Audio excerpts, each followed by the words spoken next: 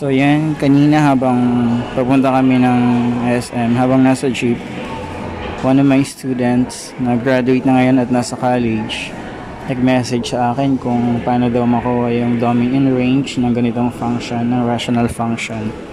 Actually, alam naman niya, kailang medyo nalilito lang daw siya.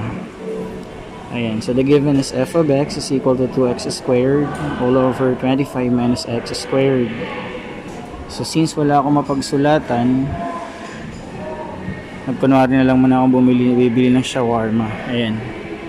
Ayan, para tumingin na lang ako ng extra na balutan para may mapag-solvean tayo. So to solve for the domain, the denominator must not be equal to 0.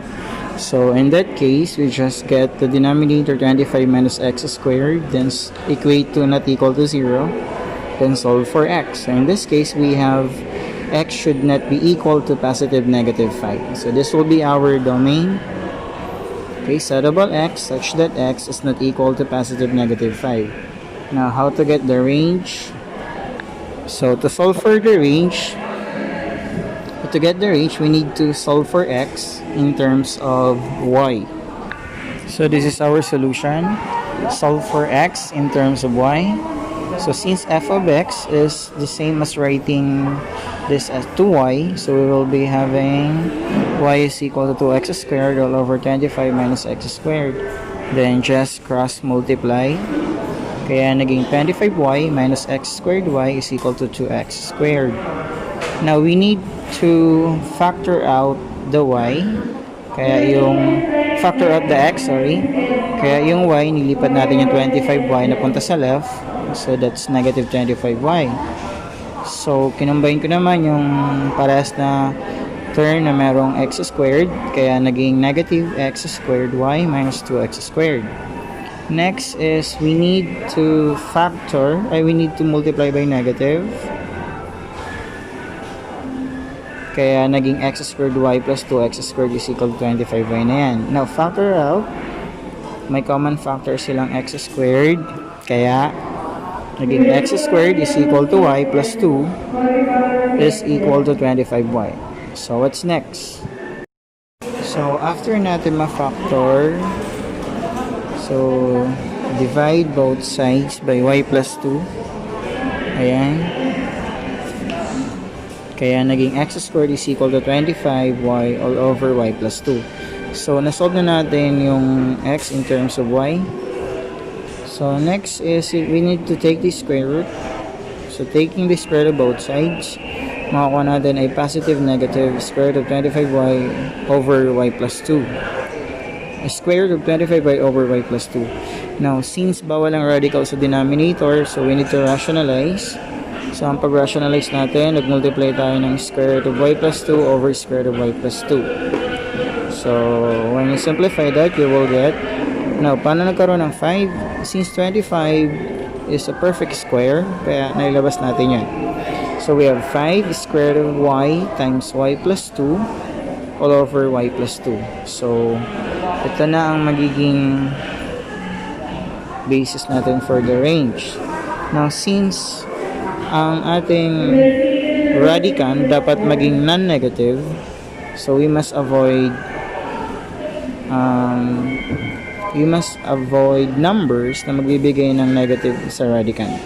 So in this case, y times the quantity y plus 2 must be greater than or equal to 0. So wala nang problema tanda sa atin sa y kapag 0, okay na yan. Pero sa y plus 2, yan, so iti-treat natin yan na negative. Another thing is the denominator y plus 2 must not be equal to 0. So paano natin yan na-express?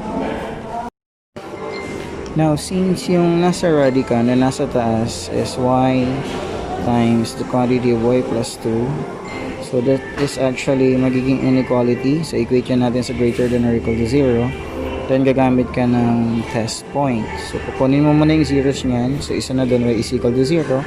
The other one is y is equal to negative 2. Then gagawin mo siya ng 3 intervals kasi meron kang 2 zeros. Then when you test the points na pasok sa bawat interval, ang isang interval dyan ay sa negative infinity, negative 2, negative to 0, 0 to positive infinity, yung ganun. So, another thing is, kung ayaw mo naman siyang gawa ng interval, iti-test, pwede mo na siyang inspect mo na lang dito by inspection. So, mapapansin natin dito, when we plug in 0, okay, dito, 0, madidefine natin yung number. So, meron lagi tayong positive. Okay? So, makakuha natin yan. Actually, positive, negative. Pagdating naman dito, for y is equal to negative 2, so bawal yan, not equal to negative 2 kasi dito yung sa denominator. So ang iti-treat natin dito, lahat ng number na mas mababa sa negative 2. Okay, that's why ang range natin ay ito, y such that y is less than negative 2 or y is greater than or equal to 0. Now, kung iti-test naman natin doon sa given equation dito sa graph nito, kapag ang x ay 0, automatically y is 0. Kaya, ibig sabihin, ang start ng range natin dito is greater than or equal to 0. Okay? So, actually, ito yung magiging hitsura ng graph niya. So, ito yung magiging graph.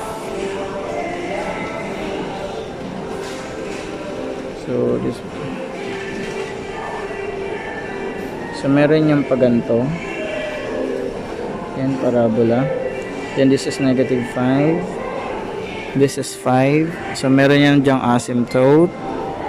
Yan. Actually, yung domain nga pala, they will serve as the vertical asymptote. Ayan. Okay? Then, yung less than or equal to negative 2 naman, so nandito yon sa part na yan.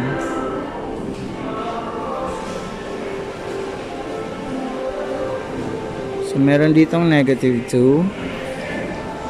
And this will be the horizontal asymptote. Okay, so yung graph ay paganto yan.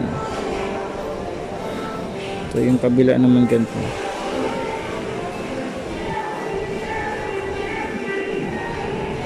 So this will be the graph. Ayan.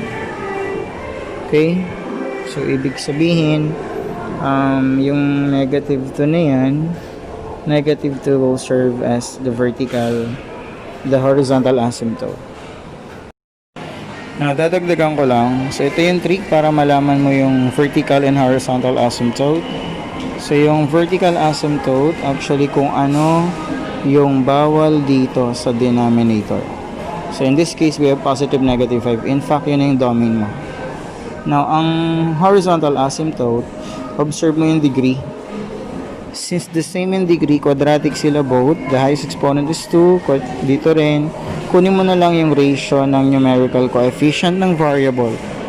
Okay, so yung 2x squared over negative x squared, mawawala yan. So matitira mo na lang ay negative 2. Yan na actually ang magiging horizontal asymptote. Yan ang magiging horizontal asymptote. Okay?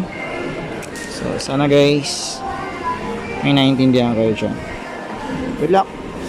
Ayan. So, ngayon, kakain na ako ng shawarma.